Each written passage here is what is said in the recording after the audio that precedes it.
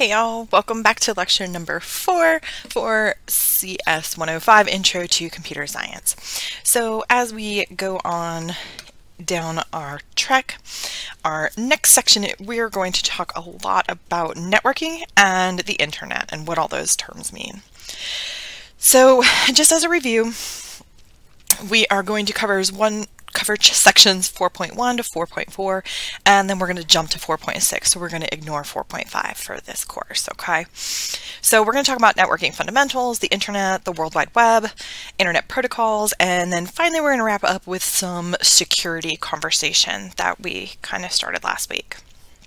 So let's jump in with network fundamentals. So network software is going to allow two users at two various locations to exchange information and possibly share resources. This can mean content, it can mean data, it can mean the actual software that they're using. It can actually mean the hardware that they're using as well. Now, the network of software, this has evolved into a network-wide operating system. It's how you're going to get from point A to point B, including, like I said, data, software, and hardware. Now, there are some classifications of networks, and these classifications are based on how the network is set up. Okay, so the first type of classification grouping that we have is a scope. And the scope classification is going to show how wide of a range that this network is going to extend to. So for example, we have a personal area network or something short range. This would be something like your house. Okay, you've got a router, you've got several different devices hooking up to that router, possibly even a switch, but just think of it as a small sort of contained unit. Now, a local area network, or a LAN, if you've heard it called that, is going to be much larger than just a single home. Traditionally, this would be like a business, a building, a community. So the CU campus is going to be a LAN, a local area network. The next is a wide area network that I'm going to talk about, and that's a WAN, a W-A-N, if you've ever heard of that. And that is going to reach much farther distances, and we're talking across countries and things of that nature. Now, between that LAN, which would be a building or a campus, and your WAN, which is across countries, you actually have something called a metropolitan area network, or a MAN. This is sort of a little sweet spot between the two. It could be a community, it could be a citywide. So think of just metropolitan as being in the middle of your local and your wide area. The next way you can classify a network is by the ownership. Is it a closed ownership or an open ownership? We'll talk about that a little bit more. And finally, it is something called topology. Now, topology is actually a physical configuration of how things are wired together. Two examples of topology are shown here in these graphics. The one on the top is actually called a star, and in that type of configuration, this is what we're thinking of as an Ethernet. This is typically what you have in most, buildings or in most companies. You have a switch or some kind of central hub in the center, and from that hub, it reaches out to all the different devices. On the other hand, you have something called a bus. And a bus you can think of as a bus route where it has bus stops. Okay, so this is going to be, you can see on the bottom here, if your bus is traveling from left to right, you can if your bus is traveling from left to right, you can see it's going to get to this first computer and it's going to deliver what it needs to. It's going to come down the road and it's going to find that second one and then deliver. And it is going to repeat this as it goes down its route. Okay. So this is your Ethernet. And up here you've got your single point access and your switch. So you can see how they are physically laid out much differently. Up here, each one of these would be a physical network cable or a wireless access network, and the same goes for the bus. But you can see how they're just different. Each one has its own advantages and disadvantages. When you look at topologies, there's not a good versus bad. It depends on what your needs are. That's how you would make your decision. Now let's shift gears just slightly over into something that we call a protocol. A protocol is just a set of rules that your network has to obey in order to do any kind of activity. So these rules keep anything that is on a network on the same page, and these rules, you know, usually take into account security, how the messages are sent, how much of the message is sent. So an example here, we have coordinating the transmission of messages between computers. Each of the computer needs to speak the same language per se, and that's how those rules and those protocols come into play. So you're going to need to avoid, you know, all of those machines transmitting something at the same time. That would cause something called a collision, and your data is just going to get jumbled, and it's going to be a collision just like you would have a collision of cars, and it's just going to be a mess. Protocols, though, are going to allow vendors to build products that are compatible with other existing products, and it's going to allow you to cross vendors. As long as everyone is playing by the same rules and is on the same page, you can have various numbers of manufacturers, and it doesn't really matter as long as they all are talking together. Now, going back a little bit for transmitting messages, we do have some things in order to avoid that collision that I spoke about before. So there are certain things in an Ethernet kind of condition, and an Ethernet is usually a traditionally hardwired situation. You have something called CSMA, collision detection. Okay, so what this is going to do is it is going to see a collision happen. It's going to stop both machines and kind of wait it out and see what's going on. On the other hand, Wi-Fi actually uses a protocol called CSMA collision avoidance.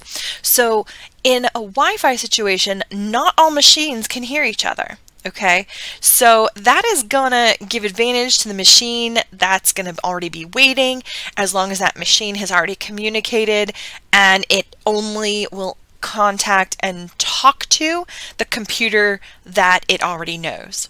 So some things that you can think about in Wi-Fi, that is why, you know, when you're in a public Wi-Fi, say you're at Starbucks or McDonald's, you can get on the public Wi-Fi, but you don't actually see all the other machines that are on that same Wi-Fi.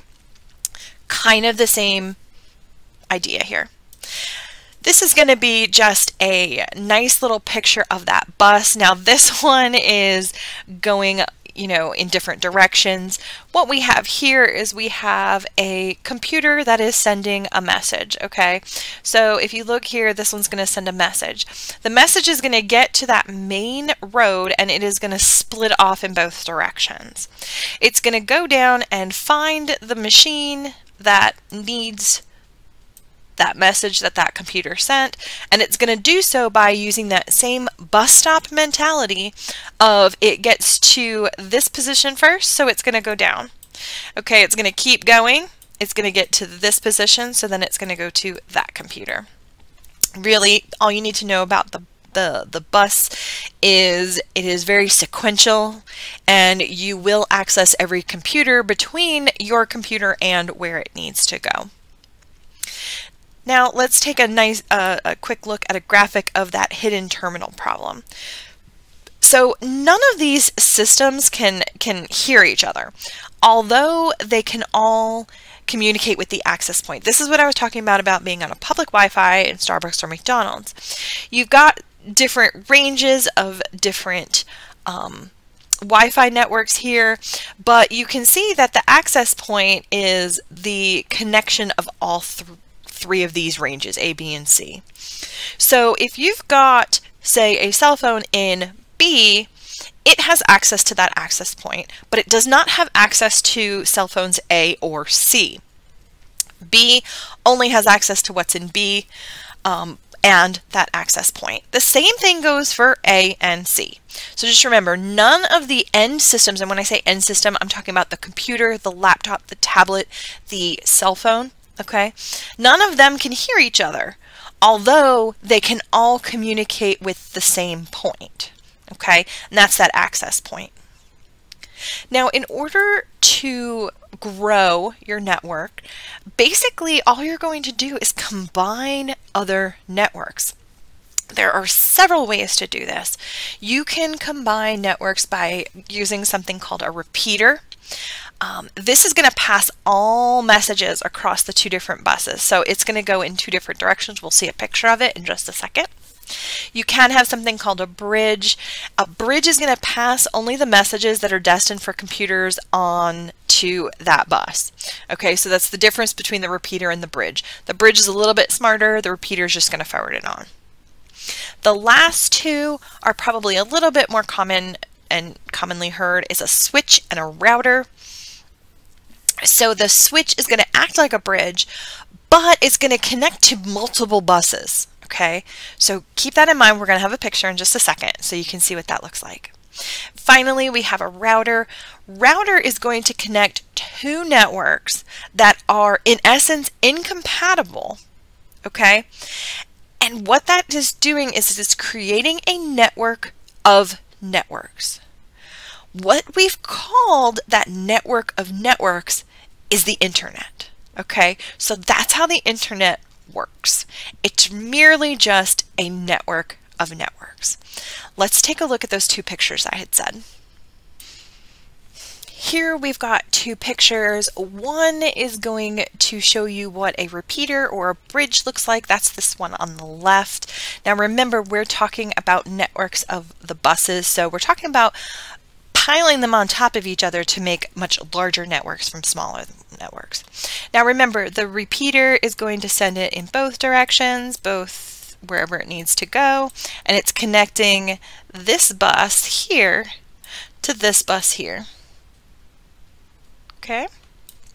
The bridge is going to do something very similar, except it's going to go just fine where it needs to go. On the other hand, this switch over here on the right hand side is actually connecting three different buses. We've got bus A, we've got bus B, and we've got bus C.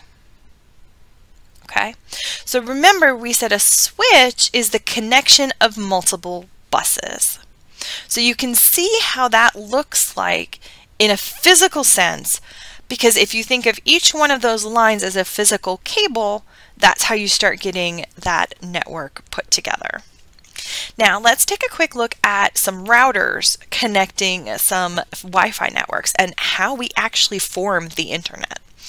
Here's an example. I've got two Wi-Fi networks and I've got an Ethernet network. And as you can see, the Ethernet network is that bus structure with that line down the middle and your different devices off to the side, whereas your Wi-Fi has your access point and then all of your devices going through that access point.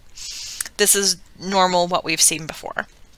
Now, in order to make the internet, each one of these smaller networks needs to have a router associated with it. Okay, so this Wi-Fi has got this router, this Wi-Fi has that router, and this bus has this last router. Now what makes it an internet is the connection between these routers. So all three of these routers are connected. Okay, not virtually, but they're actually connected through lines. Connecting these routers, this is how you form your internet. This is going to allow access to all these different networks from within. Remember we said if with the picture with the cell phones and the access point, if you have access to that access point, you have access to things going on, right? Sounds a little weird, but say this one right here is a server.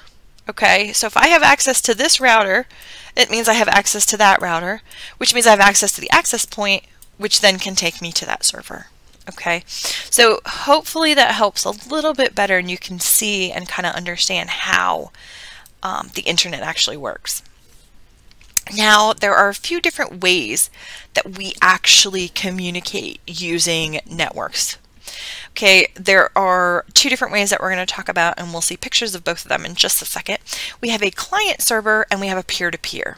The client server model is you're going to have one central server executing all the time, it never shuts off, with many different clients having access to it.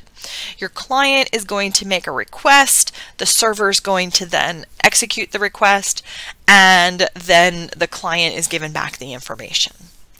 The other way to communicate is a peer-to-peer. Now this is a direct phone line. This is like playing telephone with the tin cans.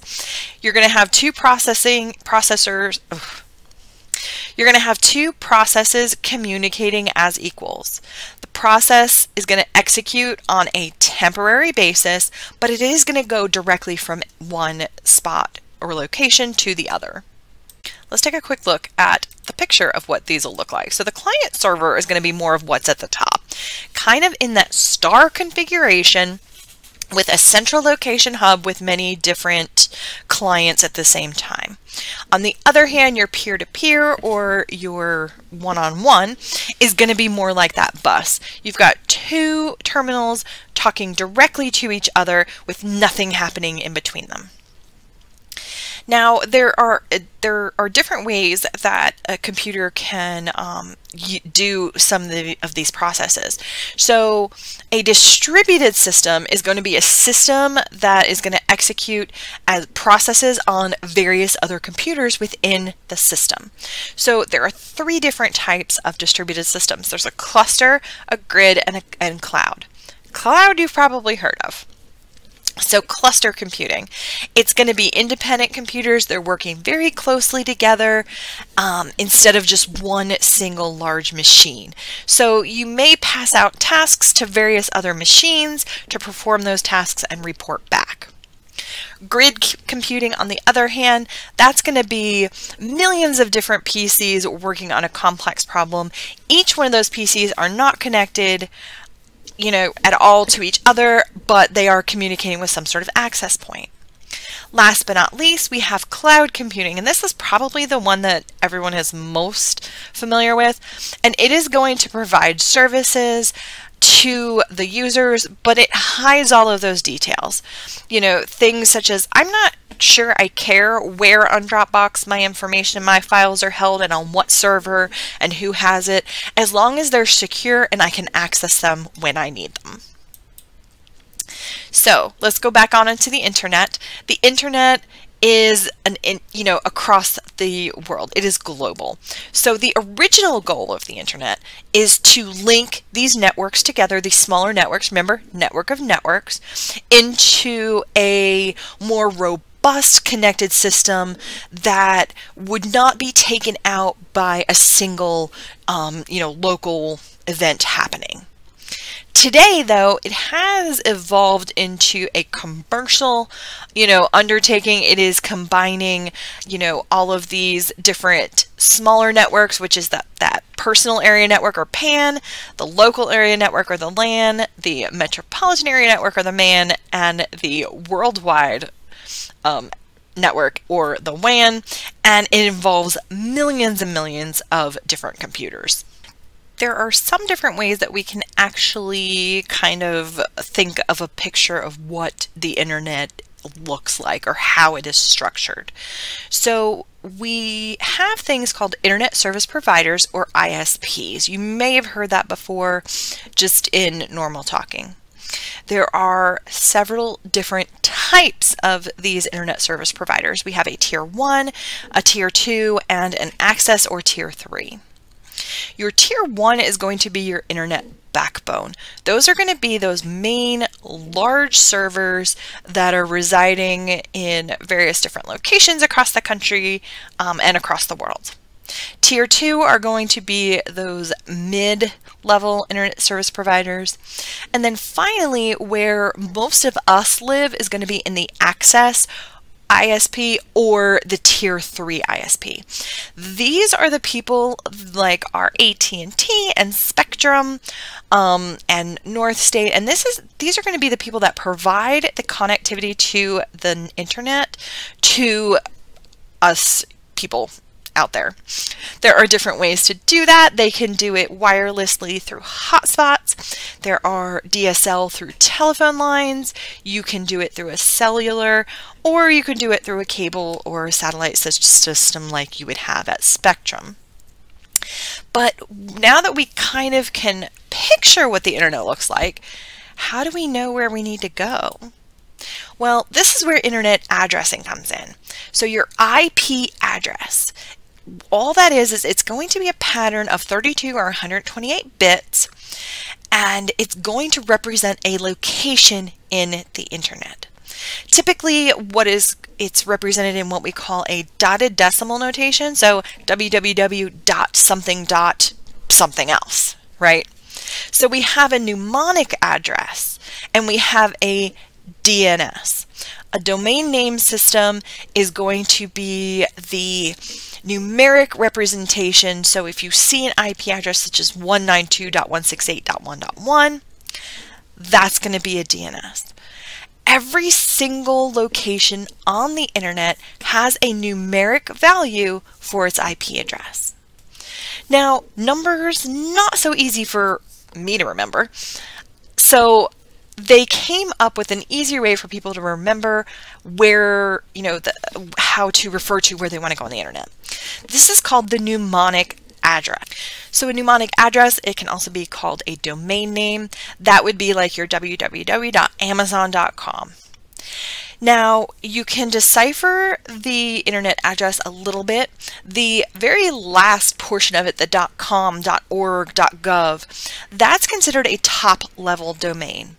Those top-level domains are going to tell you what type of server you're accessing. So a .org is for an organization, a .com is for a commercial server, a .mil is for a military.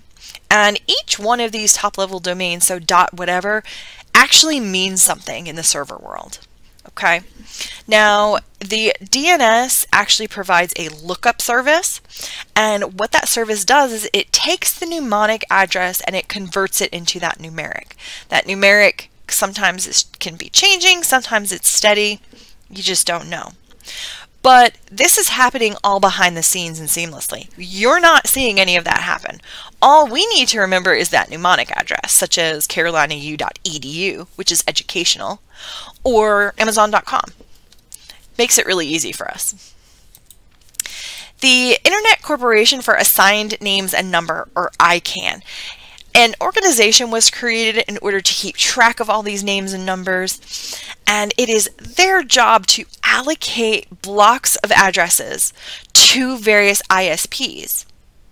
Those ISPs then take those blocks of addresses and assign them to different devices within their region.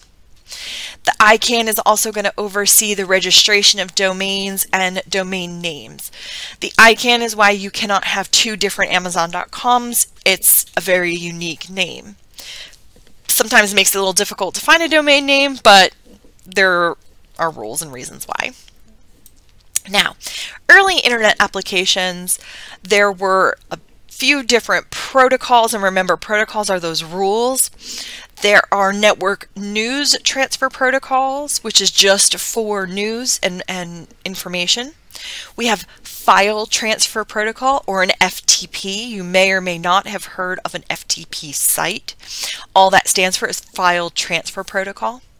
We have something called a telnet and secure shell, or an SSH. You may have heard of an SSH security. We have Hypertext Transfer Protocol, and guess what? That's what that HTTP stands for at the beginning of your web addresses. It actually stands for Hypertext Transfer Protocol. Last but not least, we've got electronic mail or email. Your email is going to be going through domains and servers located at various different locations, and it's going to collect all the incoming and push all the outgoing. Okay, typically it will use something called a POP3 protocol or an IMAP protocol. You may have seen these terms if you have a Gmail address and you go to account settings. You'll see a lot of these acronyms being used. So you can actually write your own very simple email transfer protocol. And typically what's going to happen when you send an email is, you send a message from a location. So in this example, we've got the TARDIS is going to be speaking to the Dalek. Hopefully you're a Doctor Who fan. So here, you can go down to line 250 and you say mail from Dalek, receipt goes back to the Doctor. Okay, here I'm sending data. You enter the mail, end with a period. So here is my actual text or what I want to say in my mail. And then the message is out for delivery, and so it's quit. Okay. So your sender and your receiver basically say, hi, how are you? I'm ready to work. Okay. Then you're saying who I'm sending it to and who it's from and who it's going to. And then they say, what do you want? I want to send data. It's like, okay, then what do you want to send? And here's my message. It's exterminate. Again, if you're not a Doctor Who fan, sorry. Some recent applications of being used over networks and internet is voice over IP or VoIP, or VoIP, if you have heard or seen of that. That is using transmissions of being able to talk over the telephone, over the internet. And another one is internet multimedia streaming. We've got things like Ncast, Multicast, On Demand, which is probably a very popular one in your household. It is in mine. And even possible content delivery networks or CDNs. But let's take a quick hop back into that World Wide Web address. So here we've got a URL, okay? And this hypertext, remember we said HTTP stands for hypertext. It's going to combine some internet technology with linking documents, okay? If you've noticed, if you just want to go to a website, it's typically Amazon.com, and that's it. As you start to drill down into various websites, you start adding things onto this URL by using those slashes, right? So in this example, you've got your mnemonic name of eagle.mu.edu, and you've got a slash. What's in these slashes are going to be the directories on that server that you're actually drilling down into. The same thing as if you open up a file explorer and you go into various folders. Same thing. Now at the very end of this URL is going to be your document name. So here I'm looking at the Julius Caesar part. It is typically going to have some kind of extension here. You might see something with a .pdf. This is a .html, so you know it's a web page. But this is going to be your document that you're accessing. So we've got here your protocol, which is your HTTP. You've got your mnemonic. You've got your directory path or your folder structure, and then you have the document name. Now, browsers were invented to be able to read and understand and translate all of this information. Okay, that is what is going to take the information off of these servers and present it to the user. Now on the other side, the web server, this is going to be where all of this stuff is being held, and this is what you have to access in order to get to those specific files. Okay, so documents are identified by these full URLs. Okay, the protocol that is used to transmit that URL information is the HTTP. Okay, so that's the difference between the URL and the HTTP. Now in this case we did look at a .html, so let's take a look at what an HTML is. So HTML stands for Hypertext Markup Language, and it is a very, very simple language created to transmit web pages.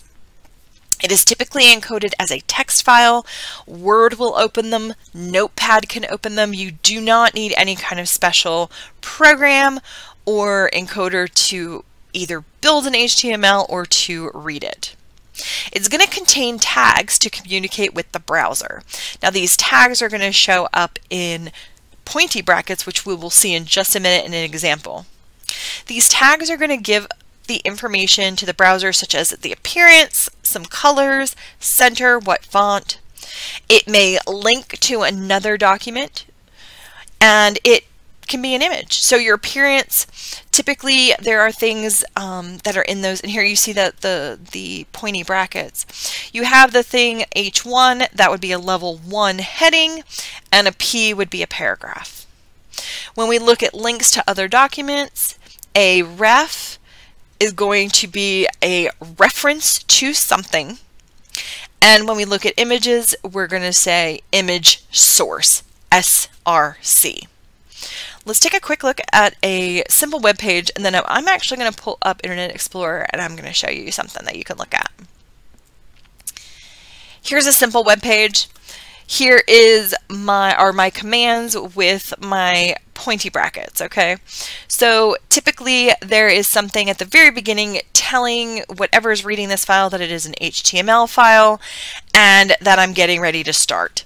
That is how it indicates the beginning of the document. Next, there is something called a header that is in a HTML file. Typically, what the information that is in a header is not viewed by the user. It's more for the people behind the scenes. The part that you really want to pay attention to is the part where it says the word body. One thing to notice also is that when you are at the end of a section, there is a slash here with the same command, okay? This command tells whatever's reading this that that section is complete. So whenever you have a start, you're going to have a complete. The same thing is going to happen in the body. So I start the body and then I end the body. The body is what your viewer is going to see. This is what is going to be displayed. So in this case, we have a heading 1, we have the end, and it's going to say my web page. That's the heading 1. Okay. If you do not specify, there is a built-in default for what the heading 1 looks like as far as font, and you can see here it is bold, but you don't have to specify, but you can change it if you want. Next, we have a paragraph indicator of a start and an end. Click here for another page. So it just prints out the text, click here for another page. That's the end of the body, and then that's the end of the HTML. Okay? It's super simple. Now you can make it a little bit more advanced, and you can do things like have this reference. Now remember, we said a reference is a link to a page or, you know, another document. So this is very, very similar to the one that we just saw, except for that there is a parameter. We call these anchors with the pointy brackets, and of course whenever you have an open, you have a close. What this is saying is anything within this anchor where it's open and closed, if you click in anything in there, I want to take you to the reference of crafty.com/demo.html. You can see there's a slight difference here, right? Your word here is now a different color, and it's going to be a link. So if this were a live web page, I could actually go over to the word here and click, and it would take me to the website that you can see here. Okay, so that's a little bit more advanced. Let me go and get my Internet Explorer, and I'm going to show you how you can see what HTML different websites are using. Okay, so I've opened up my Chrome and I have taken us to the Carolina University website. Now if you have Chrome, you can click on the 3 dots, go to More Tools, and you can actually click on where it says Developer Tools. Check this out. This is actually going to show you the HTML of this website. Here I've got my HTML, and remember, look at this one right here. Head, and if I can scroll all the way down, there's my end of the head. Okay, that's all that information that the user's not going to see. It's just some background information. We don't need that. I'm going to go ahead and close that head up. Now, what do we see here? We see, oops, sorry about that. We see body. Okay, here's where my body is going to start. and then come down here and I have my end of body, I have my end of HTML. So you may not understand everything going on in all the little bits and bobs and all these pieces, but you can see these basic building blocks starting to show.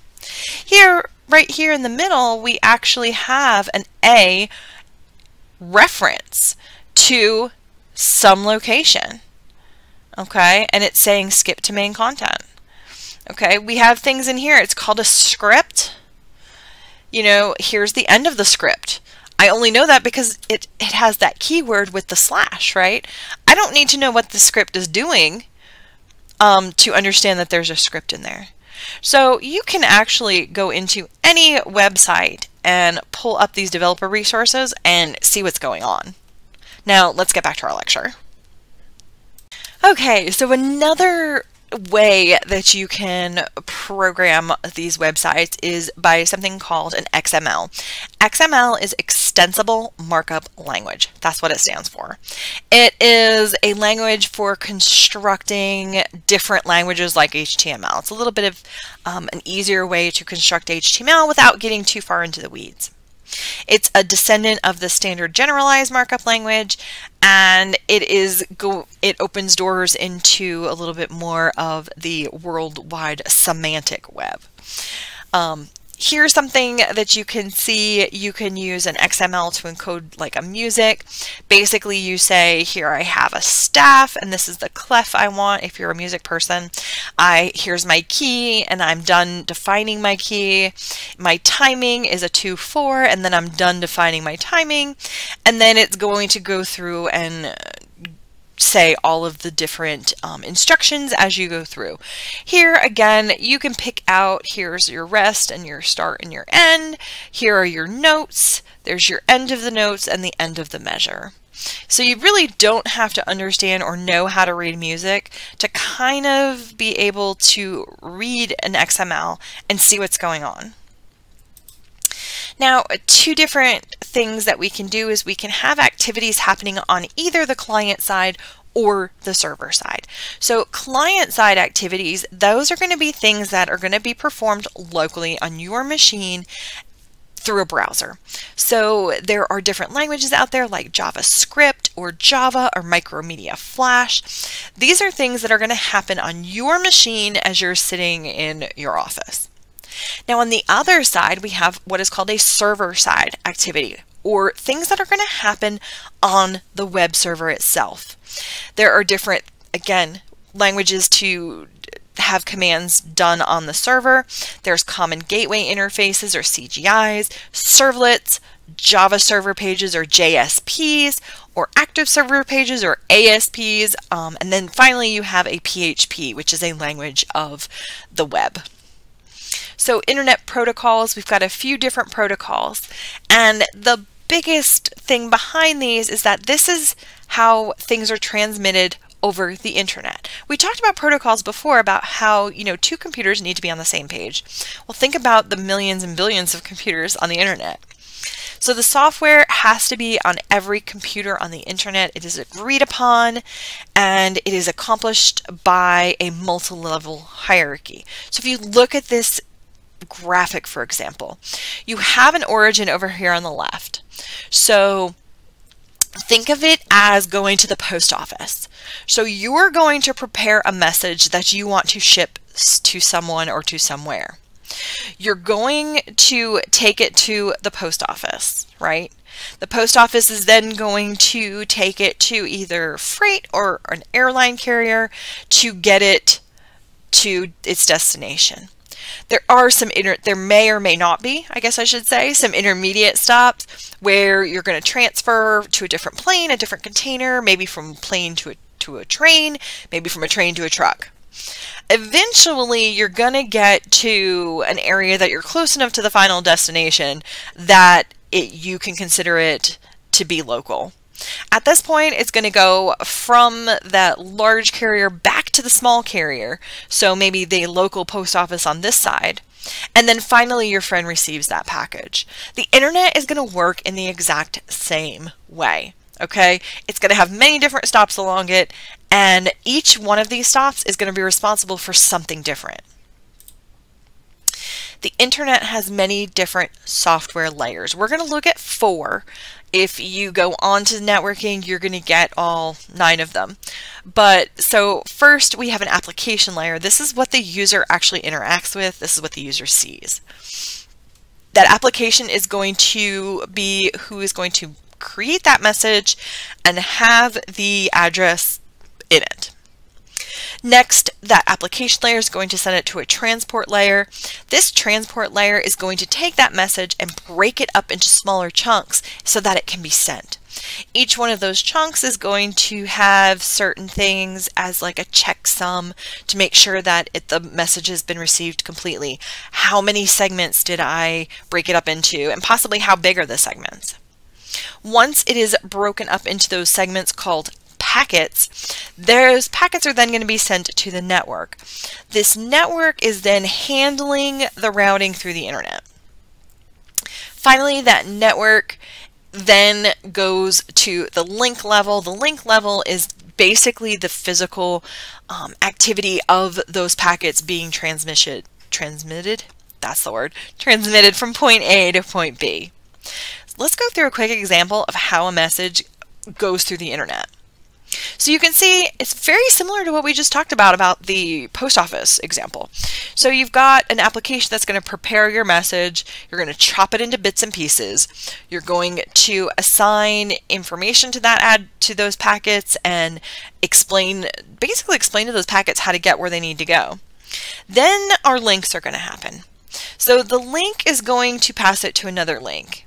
At each one of these intermediate stops, that link layer is going to determine, do I need to just pass this on to the next guy, or is it something that I need to process myself? Okay, so in this example, there's 2 intermediate stops that say, nope, not my message, keep going. Okay, once it does get to a link that explicitly says, yes, this is my package, this is what I want, I need to now do something with it, it goes back down that same route. So it's going to go from link to network to transport back to application. So the message gets deconstructed at the beginning and then it gets reconstructed at the end. So the message here and the message here should be the same. There are some protocols, though, that we can look at. So what we're going to look at is the TCP/IP protocol suite. It is actually a group of 2 different protocols. You may have heard of TCP/IP. It actually is an interaction between that transport and that network. So those kind of ones in the middle, right? Because we had the application and link and then transport and network in the middle. The TCP portion is actually the transport. It is a transmission control protocol. Okay, another protocol that you can have in the transport layer is a UDP. That is a user datagram protocol. Now, between your transport and your network is that IP portion of the TCP/IP. So IP is an internet protocol. We're using the word protocol a lot, and remember what protocol means. It's just those rules and procedures that you have to adhere to in order to be using that protocol. Network IPs, right now we live in IPv4 and IPv6. They both mean internet protocols. One is just a previous version of it. The difference between IPv4 and v6 is the number of bytes that are used for the addressing, but in essence it's still just an internet protocol. Now, the application layer then is going to pass that information, remember, onto that transport layer. And it's going to have to decide whether it wants to use that TCP or UDP. Okay, remember there were 2 different. The TCP is the more common. It is more reliable. There is more error checking. There are more things to make sure that your message is complete. But because of that, it makes it slower. Okay. UDP, on the other hand, it's much faster because it doesn't have all those extra checks and balances. So it's less reliable because you don't know if you have your whole message, but it is much faster. Okay, so really, I mean, most places now use the TCP because the efficiency really is not that big of a deal with the power that we have now. Last, let's take a quick look into some security measures when we're looking at networking and the internet.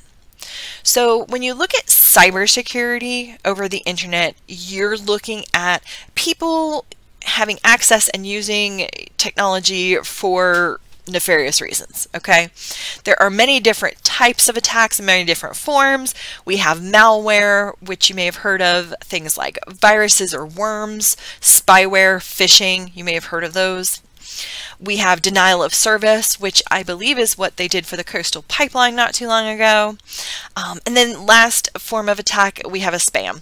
Common, way for you to get unwanted email or actually deliver unwanted software.